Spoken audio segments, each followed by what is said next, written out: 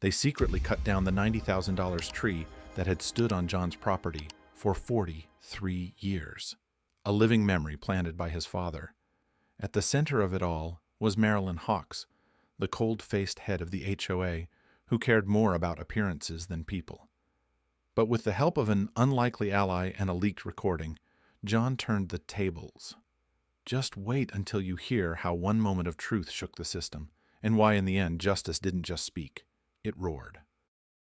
There are things in life you grow up with, things that become so familiar, so constant, that you stop noticing them.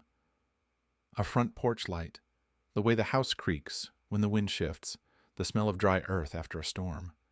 For John Miller, it was the tree, a towering Himalayan cedar that stood in his front yard like a quiet guardian.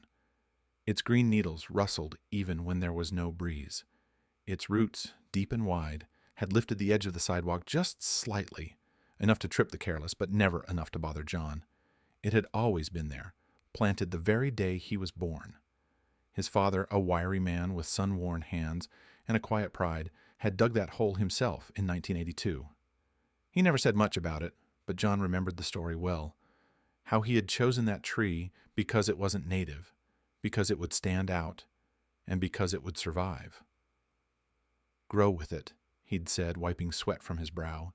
"Take care of it, and it'll take care of you." And it had. It shaded the living room window from the brutal Arizona sun in July. It stood firm through monsoon winds and occasional frost. Kids from the neighborhood used to gather leaves from its base every fall, not knowing how rare that species was in this part of the country. John had kept every branch trimmed, every root clear. Arborists had inspected it yearly. One even told him it was a living treasure. It had been appraised, officially, at $90,000, but John never told anyone. That number didn't mean anything to him. What mattered wasn't its market value. It was the last thing his father ever touched on that property. After his parents passed, the tree became more than just a landmark. It became memory, a piece of something permanent, in a world that was always changing.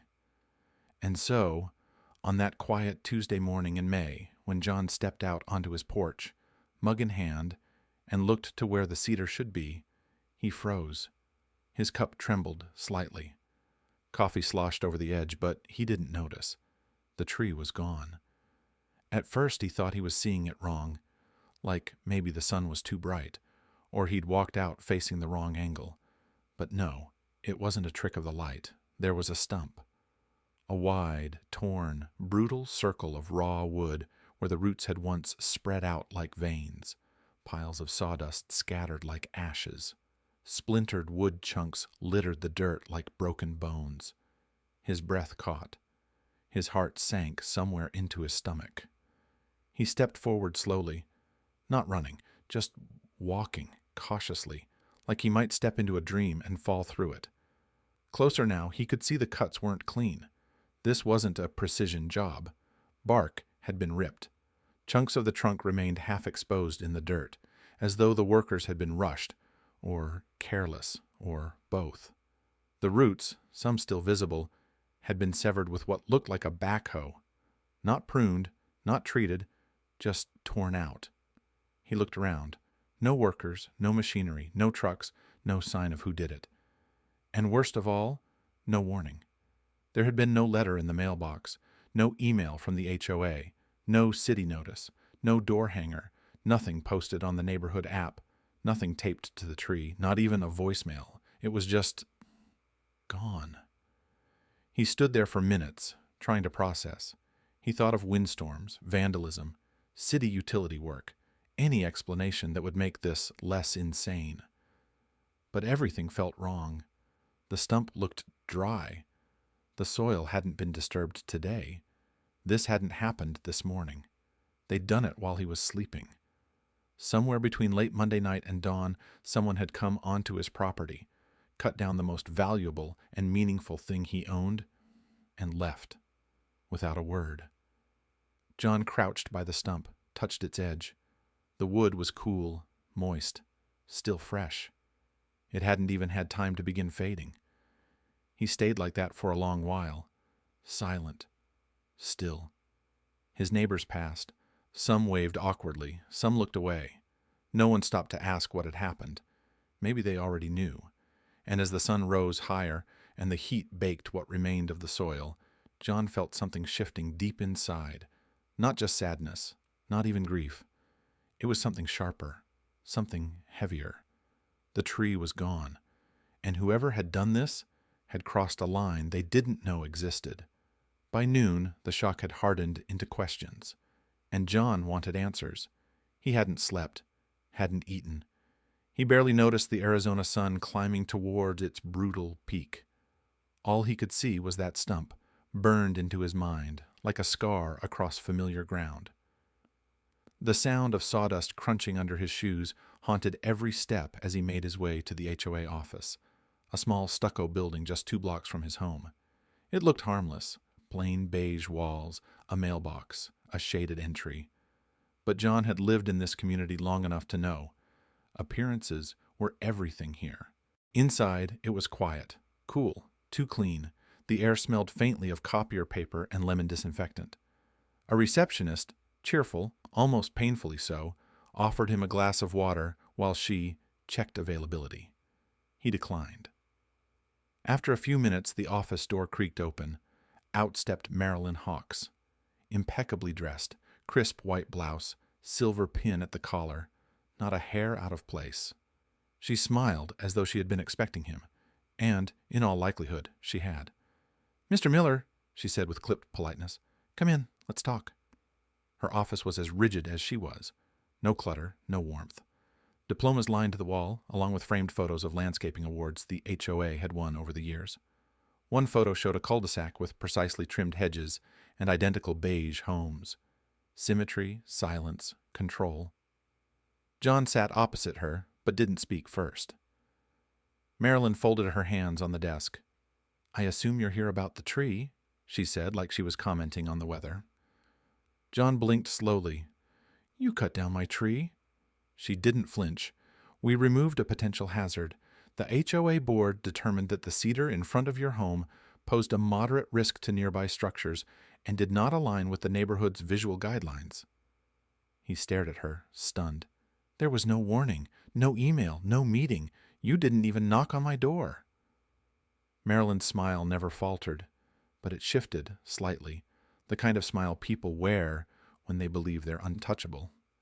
"We're authorized," she replied. "Per Section 4.3 of the Covenant, the HOA may intervene in matters related to structural or environmental risk without prior notice, provided it's deemed necessary by the board." "Deemed by whom?" he asked, voice tightening. She tilted her head slightly, her tone still calm. "By me and the board. This wasn't personal, Mr. Miller. We enforce standards to protect the long-term value of the neighborhood." John opened his mouth, but the words stuck. What could he even say? That a tree wasn't just a tree, that it was family, that it meant more than the cost of a new lawn? She wouldn't hear it. She didn't care. He realized then, Marilyn Hawks didn't see homes. She saw parcels. She didn't see families. She saw guidelines. Every blade of grass, every porch color, every hedge length. All just items to be judged, measured, adjusted, or removed. And if something didn't fit, it was gone. Marilyn leaned back as if satisfied that the conversation had run its course. "I understand this is emotional for you," she said, tone suddenly softened, but only on the surface. "But you signed the HOA agreement when you purchased your property.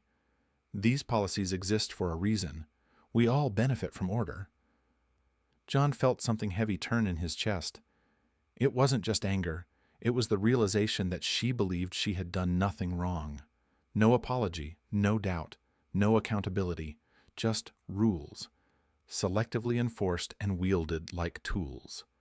He stood slowly. "This isn't over," he said. Marilyn's eyes flicked up, then back to her screen. Her reply was simple, measured, surgical. "That's your right." John walked out. The sun hit him hard. The air felt hotter now, heavier. And for the first time in years, his neighborhood didn't feel like home. It felt like a place where the rules mattered more than people. And somewhere deep inside, a line had been crossed. They hadn't just taken down a tree. They'd taken something sacred and buried it in legal language. And John knew one thing for certain now: he wasn't letting this go. That evening, the air felt wrong. Arizona skies are usually clear by sunset, painted in soft oranges and dusky purples, fading into a calm, dry night. But that day, something shifted. The clouds rolled in fast, low, heavy, gray-green. The wind picked up out of nowhere, twisting through the streets with sudden, unpredictable force.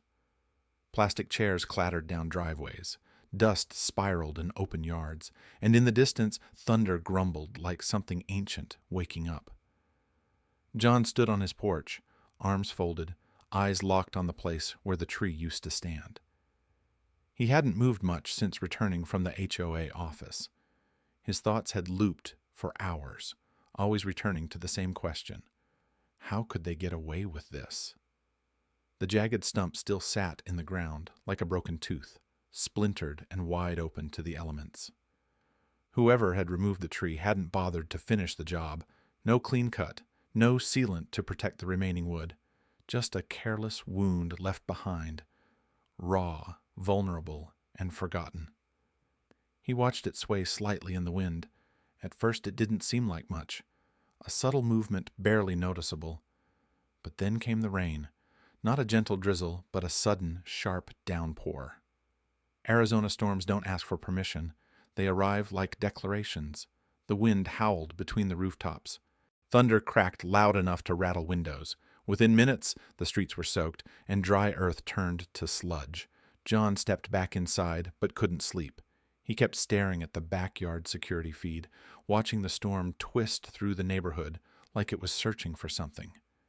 He didn't know what he was waiting for, but when it happened, he heard it, even through the thick glass of his window. A deep, wet crunch. He ran outside. The cedar stump had split. A thick, rotting upper section, left partially attached, had finally given way. Saturated by rain and battered by wind, the wood broke with its own weight and fell. Not forward, not back, but sideways, right into the neighbor's patio. The crash was sudden, violent, wood against tile. The impact caved in part of the carport roof. Fragments of timber tore through the overhang and crushed the edge of their deck furniture. One of the support beams cracked completely. John stood motionless in the rain, eyes wide, heart racing. He couldn't believe what he was seeing. He hadn't touched that stump. He hadn't even gone near it. The HOA had left it this way, unstable, untreated, unfinished. And now this. The neighbors, the Whitakers, rushed out in robes, shouting, confused, frightened. John tried to explain, but the storm drowned his voice. It didn't matter. By morning the rain had stopped, but the consequences had just begun. At 7:45 a.m., John received an official email from the HOA's legal liaison. Notification of liability claim, structural damage incident, Lot 23. It was cold, formal, and it named him directly. They blamed him, not the removal crew, not the association, not the fact that they'd cut the tree without permission or left the stump in violation of their own landscaping policies. No, the claim argued that John, as the legal property owner, was responsible for managing any remaining structural hazards related to his lot, including debris and residual damage. John read it 3 times. They cut down his tree, they left the job unfinished, and now that it had caused real damage, they were suing him for it. He sat in silence. There was no anger yet, just a kind of hollow disbelief. The kind that comes when the rules you trusted suddenly don't apply. Not to you, at least. Not anymore. Outside, the sun returned, drying the sidewalks, washing the storm from the streets. But the mess it left behind? That was just getting started. At first, John thought it had to be a mistake, a clerical error, maybe some automatic notification sent out by a system that hadn't been updated. The HOA couldn't possibly be serious. He had just watched them destroy a tree they had no right to touch, a tree worth more than most cars in the neighborhood. And now, after leaving a broken stump behind like discarded scrap, they were calling him negligent. The document came in a pale envelope, tucked neatly between flyers and a utility bill. No drama, no warning. Just legal weight delivered with the quiet coldness of suburban procedure. Inside was a formal notice of intent to pursue damages, failure to remove or secure known environmental hazard, negligent property maintenance resulting in structural damage to adjacent parcel, violation of community safety standard 5.1c. John sat at the kitchen table reading the letter over and over. The wording was designed to sound neutral, professional, detached. But beneath every sentence, he could hear it. Blame. A slow, polite accusation dressed up in legal terms. At first he laughed, not because it was funny, but because it was so unbelievably backwards. They had cut down the tree. They had left the stump like that. And now he was being told it was his fault. The laughter didn't last long, because 2 days later a courier arrived at his door with an official court summons. This wasn't just neighborhood gossip anymore. This was real. The HOA was suing him, formally, publicly, and with full legal backing. The document came with stamped dates, assigned case numbers, and the signature of their in-house counsel. They wanted compensation for the damage to the Whitakers' property. They claimed the remaining structure, the stump, was left unsecured and posed an unmanaged hazard under inclement conditions. They cited HOA clause after clause, documents so buried in legal jargon that no homeowner could possibly keep track of them all. And that's when it hit him. This wasn't just about the tree. This was a system, a machine, built to protect itself. They had power. They had money. They had attorneys ready to weaponize every sentence in a contract he signed a decade ago without knowing how far it could be stretched. And John? He had none of that. He had a modest savings account, a battered Ford truck, a lawnmower in the garage with a slipping belt, and a house that felt less and less like home every time another letter arrived in the mail. But he also had something they couldn't quantify. He had rage, and he had a memory. He remembered his father, the way he used to stand with one hand resting against the cedar's trunk, like it was alive, like it could listen. He remembered him saying more than once, "People will take what you let them. Don't let them." John hadn't been looking for a fight. He never thought he'd need to defend something that was his by right, by memory, by blood. But now, watching the neighborhood turn its face away, watching the HOA paint him as careless, irresponsible, a threat to the very community he'd lived in longer than most of them, something changed in him. Something settled. They wanted to play by the rules? Fine. Then he'd learn the rules, and he'd learn how to use them, not to break them, but to turn them around. He didn't have the HOA's money. He didn't have their lawyers. But what he had was deeper, older, more stubborn. He had nothing left to lose, and sometimes that's the most dangerous kind of opponent. John wasn't used to lawyers. He preferred fixing things with his hands, not contracts. But this time he couldn't fix it with tools. He needed someone who could fight on paper and win.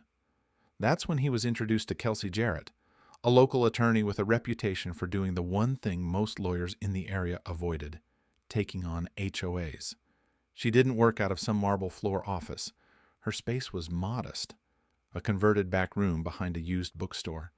But when John sat across from her, he immediately understood why people talked about her the way they did. She was focused, sharp, no small talk, no pretending to care. She listened like someone already building a strategy in her head. And when John finished explaining what had happened, she looked at him for a beat, then simply said, "They picked the wrong guy this time." It wasn't personal for John, not at first, but it was deeply personal for Kelsey. Years ago, her mother had been targeted by an HOA in a different neighborhood, harassed over nonsense violations, fined to the brink of losing her home. Eventually, she did. Kelsey was a teenager then. She never forgot it. She'd spent her career quietly making sure other families didn't go through the same thing. So when she took John's case pro bono, it wasn't charity. It was war. Together, they started digging. Permits, board meeting transcripts, bylaws, amendments. They filed public records requests, scanned email trails, reviewed landscaping contracts. Kelsey guided him through the process like she'd done it a dozen times, because she had. And then they found it, buried in an internal HOA meeting summary from a month before the tree was removed. Miller's cedar does not match approved design aesthetics. Recommend removal prior to seasonal inspections. No mention of safety, no mention of risk, just a cosmetic judgment, quiet, calculated, and entirely unrelated to the reasons they gave him. Kelsey leaned back in her chair. They didn't remove it because it was dangerous. They removed it because it bothered them. It hit John like a slow, cold wave. They hadn't just wronged him. They'd lied, deliberately, strategically. But now, they had paper to prove it. And for the first time since the stump fell, John felt like something was shifting. The system had power, but now so did he. It arrived without warning, an anonymous email, no subject, no signature, just a link and a short message. You'll want this. Kelsey opened it, a 5-minute audio clip. The sound was muffled at first, papers rustling, chairs shifting. But then a voice cut through. Clear, cold, Marilyn Hawks. That tree makes the neighborhood look cheap. We're going to remove it, whether he likes it or not. No mention of safety, no legal review, just a decision, personal and absolute. John stared at the screen, stunned. That wasn't opinion. That was intent. The recording had been made during a closed HOA meeting, one that wasn't open to homeowners. Someone on the inside had leaked it. Whether out of guilt or quiet resistance, it didn't matter, because now they had proof. Kelsey's tone sharpened. This changes everything. They reviewed the removal paperwork again. The contractor? Unlicensed, no permit filed, no inspection reports, no city authorization. In legal terms, the removal was unauthorized, unpermitted, and illegal. Within hours, Kelsey had the draft ready. A counter lawsuit, charges, property destruction, trespassing. Emotional distress, and this time they weren't the ones playing defense. John didn't smile, not yet, but for the first time he could see the cracks forming. The room was packed. Neighbors sat shoulder to shoulder in the gallery, some curious, others quietly rooting for the man they once saw watering a tree every Saturday morning. Cameras weren't allowed inside, but the weight of what was about to happen was undeniable. Thick, tense, electric. Marilyn Hawks entered the courtroom like she owned it, flanked by 2 attorneys in tailored suits, heels clicking in sync, her chin lifted just slightly higher than necessary. She offered polite nods, confident glances, and the faintest of smiles, the kind that says, "We've already won." John sat quietly at the opposite table. No suit, no entourage, just him and Kelsey, who was flipping through their folders with calm precision. The hearing began. Formalities, statements. HOA counsel led with authority. Polished language, polished posture. They framed the tree as a risk, the removal as proactive stewardship, and the falling trunk as unfortunate but inevitable. They spoke for nearly 40 minutes. And then it was Kelsey's turn. She stood, adjusted her glasses, and pressed play. The audio filled the courtroom, muffled at first, then unmistakably clear.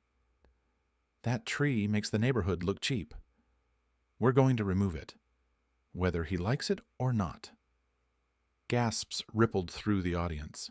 Even the bailiff looked up. John kept his eyes on Marilyn. She blinked once. Her posture didn't change, but something in her face did. A flicker, a tiny hesitation that hadn't been there a moment before. Kelsey let the silence that followed stretch, just long enough to settle. Then she walked the judge through the contractor documents, or rather the lack of them. No permit, no insurance, no license, no inspection report. She cited code after code, calmly, precisely, building a case not just of error, but of deliberate misconduct.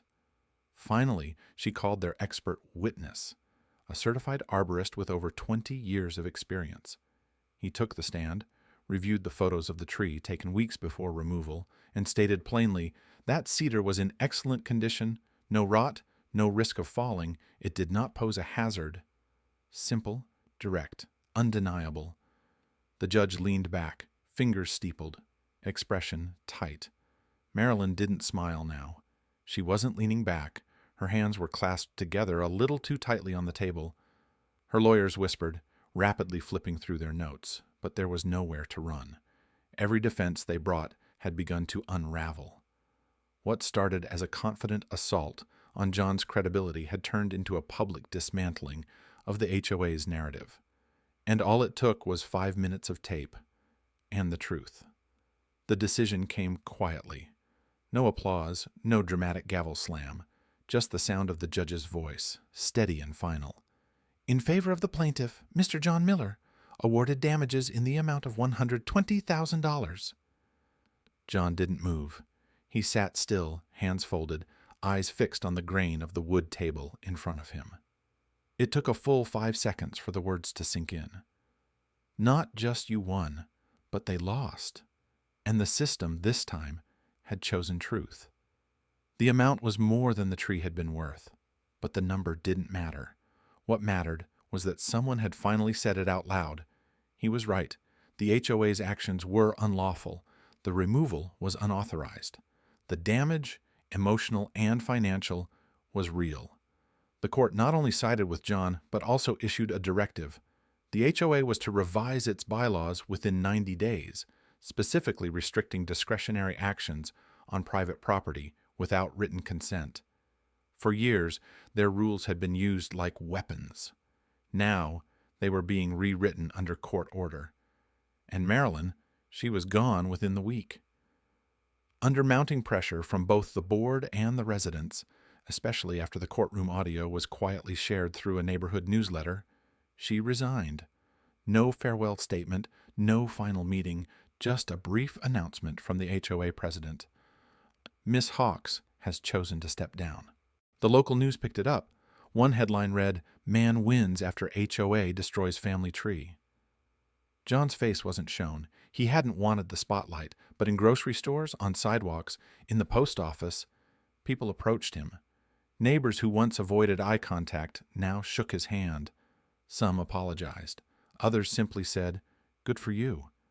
It wasn't a parade, but it felt like the fog had lifted.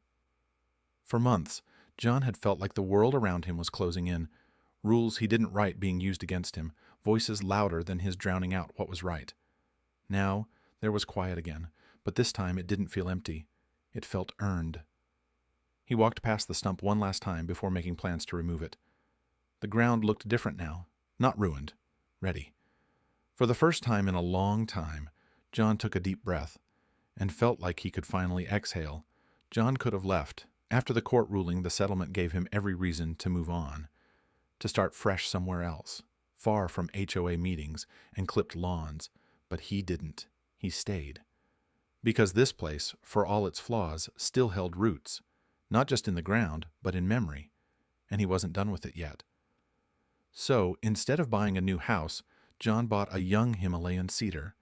It wasn't tall, maybe 5 feet, its branches still soft, its trunk thin, but it stood straight, alive with possibility. He planted it in the exact spot where the old tree once grew, and beside it he placed a small wooden plaque, hand-carved, simple. This tree was planted where injustice once took root. Now, only truth grows here. There was no audience, no celebration, just the quiet sound of wind moving through fresh needles. Most mornings, John still sits on his porch, coffee in hand, watching it sway. It'll take years to reach its full height, but this time he knows it's growing in the right soil. And so is he.